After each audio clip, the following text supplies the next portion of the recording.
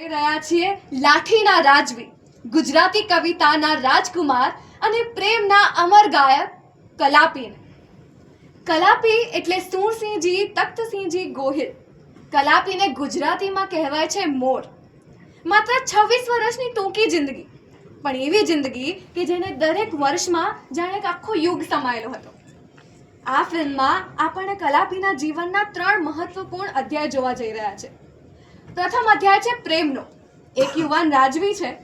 આનંદીબા અને રમાબા સાથેની રાજવી જીવન વચ્ચે મોંઘી નામની એક દાસી યુવતીને મળે છે, અને એ જ મોંઘી આગળ જઈને શોભના બને છે અને જન્મ લે છે ગુજરાતી સાહિત્યની સૌથી જાણીતી અમર પ્રેમ કથાઓમાંથી એક. આમાં પ્રેમ છે, વિરહ છે, મિલન છે, વેદના પણ છે અને એક કવિનું ધબકતું હૃદય.